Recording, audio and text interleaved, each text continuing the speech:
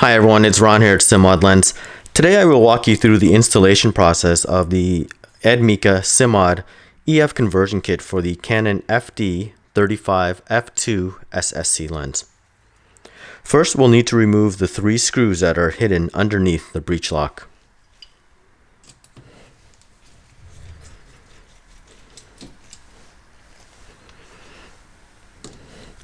This breech lock is not locked, however, if it is locked, you will simply have to just depress this tab here, press it downward with something sharp, and that will release the breech lock.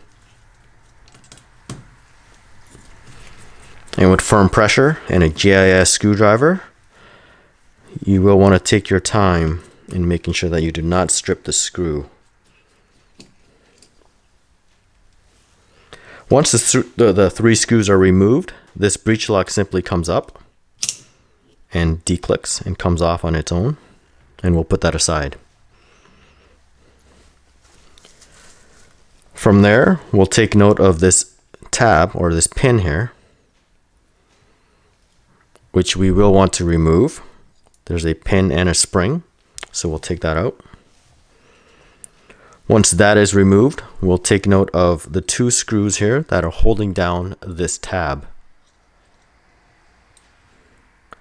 We will need to remove the 2 screws and the tab in order to release the native aperture ring.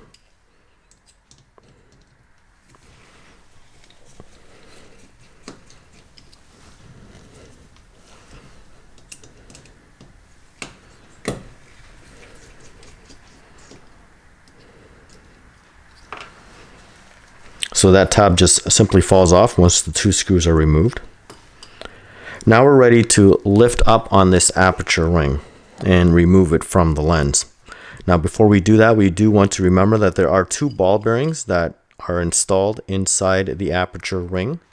And we do want to make sure that the ball bearings don't just fly out everywhere. So just take your time in slowly lifting it up so that the ball bearings do not fly off. This one here has a spring that is attached to the lens. So we'll just have to simply remove that spring.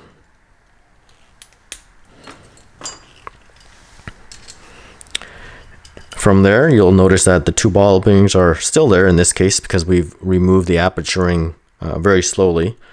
So you just want to take your screwdriver, if it's magnetic, and remove the ball bearing. Sometimes the ball bearing and the spring will come out together. However, that's not always the case. So you do want to make sure that the ball bearing and the spring gets removed. So in this case, the ball bearing came out, but the spring is still in there. So just get your tweezer and go in there and remove that ball or the spring.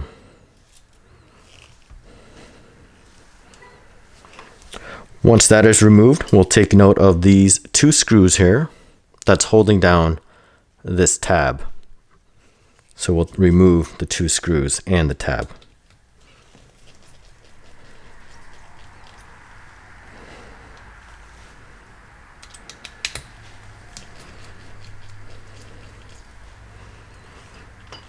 From there, that tab should just come off on its own. And now we're just going to clean up some of this old lubricant that was on the lens when we remove the aperture ring. So we'll clean that out before we put on our new aperture gear.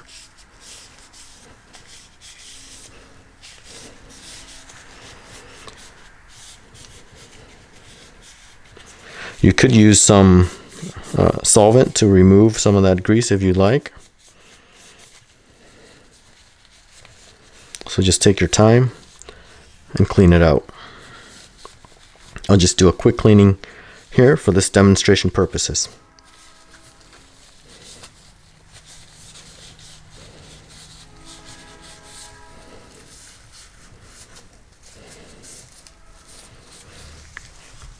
Once that is cleaned out, we're ready to install the DCG kit. So once we open the package, you'll get a DCG dampen controlled gear. You'll get the replacement screws and also a brass EF mount. Before we install that, we'll take note of the tab that is on the DCG. So this tab here is the connecting point with the lens. It goes in between these two goalposts. So that tab will fit in here. And when the tab goes in there, it will control the aperture when it moves.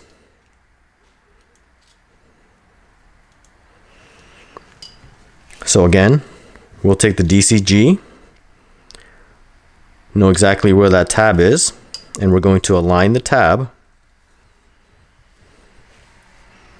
We're going to align the tab with the goalposts and insert the tab between the goalposts. And it should just slide right in. Once it slides in, you do want to test to make sure that it's installed correctly. We turn the aperture gear left and right, and it controls the aperture opening and closing. There's no gap or anything between the gear and the lens body, so we know that it's installed correctly.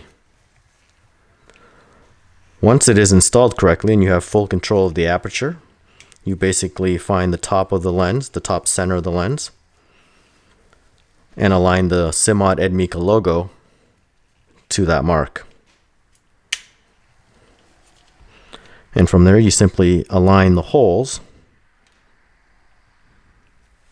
and using the supplied screws, you simply reinstall the screws. There are 4 screws that come in the bag, however, only 3 is needed. The 4th screw is supplied as a backup and as a courtesy in case one goes missing.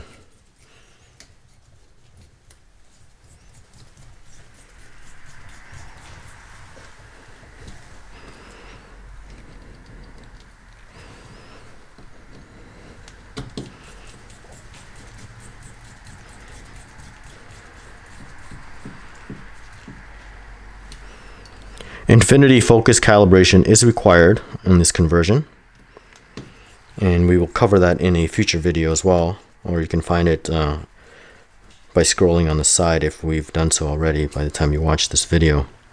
So once the 3 screws are installed, we will test the aperture controls. It opens and closes very smoothly,